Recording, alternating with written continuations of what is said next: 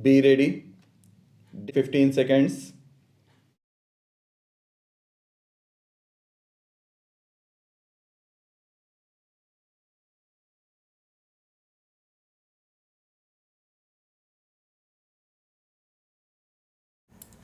What is national integration?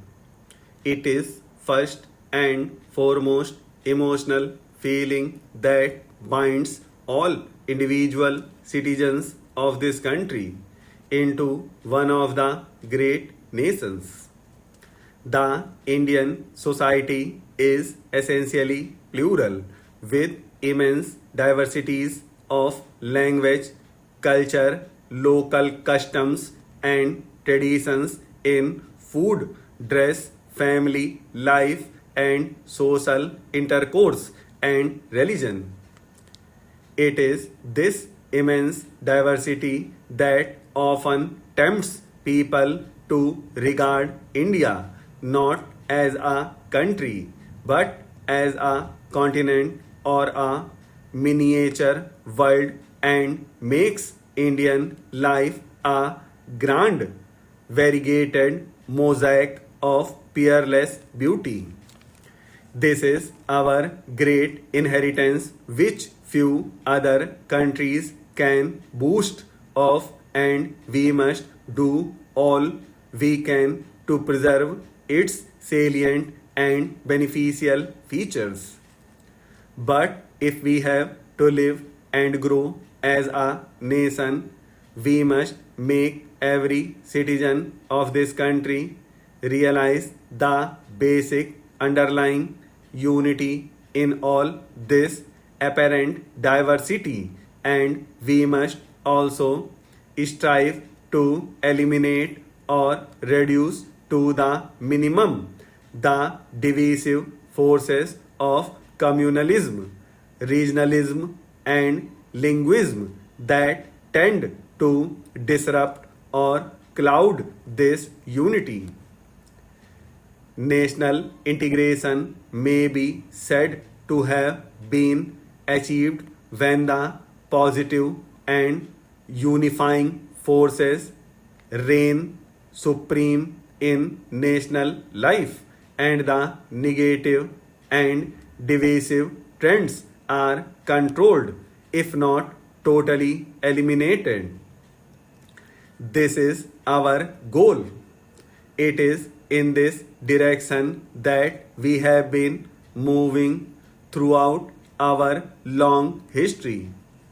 It is in a way a long and endless journey to a great destination.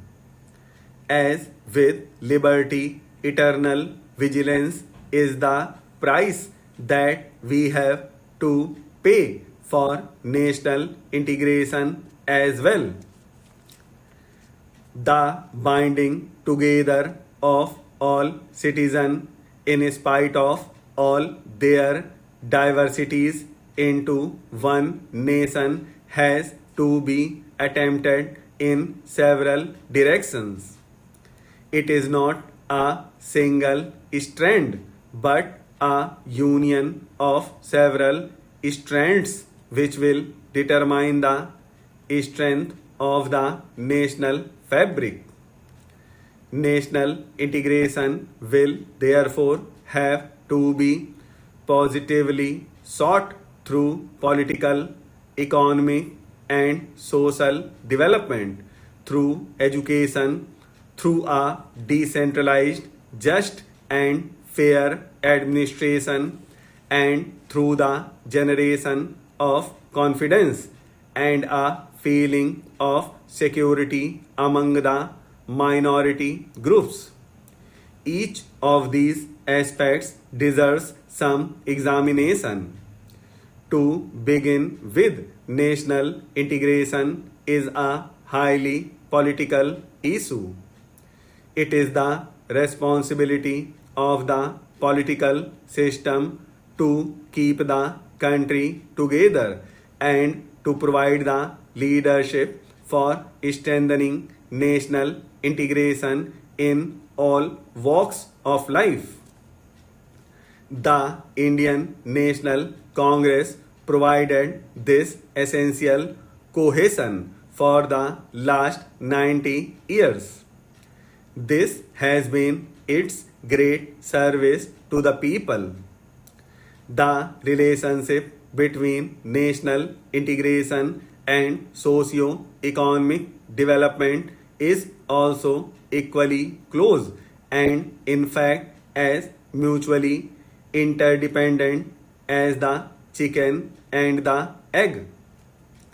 National integration, which is needed for the very survival of a nation, is a precondition for development because India must live before India can grow. At the same time, how can feelings of national integration survive for long in a situation of great poverty where nearly half of the entire population lives below the poverty line and where there are large disparities in income between one social group and another? We must therefore strive our best to abolish at least the government in the organized industry and in the public sector corporations whose incomes and perquisites are well above the general economic level of the population.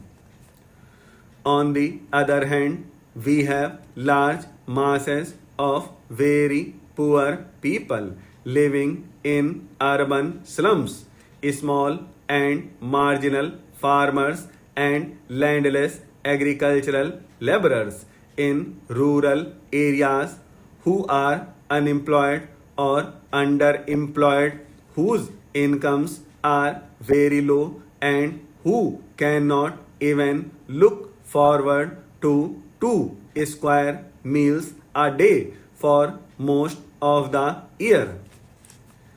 I know this from my personal experience because I have lived for last 6 years in rural areas and worked as a farmer. How can we hope to have a cohesive society or national integration in a background of such glaring socio-economic inequalities and injustice? We must therefore strive to bring about rapid socio-economic development with social justice. This will create a healthy and hopeful atmosphere in country and reduce the inevitable consequences which extreme disparities generate. Greater and more rapid socio-economic development will follow. It is this golden cycle we must try to establish. The creation of conditions in which every citizen may be effectively involved in the administrative process is yet another aspect of national integration. We must endeavor to reorient the administration so that the services are democratized and made more responsive to the needs and aspirations of the common man. It is also necessary to ensure that the common man is assured justice and fair play in all matters which affect his daily life. Even more important are the reforms which will decentralize authority from the center to the states within the constitutional framework and without in any way endangering the fundamental unity of the country. the center and the states are not big and small brothers, but joint partners in national development. Even more important is the devolution of authority and responsibility right down to the present centralized system where fewer people tend to take the basic decisions for the common man.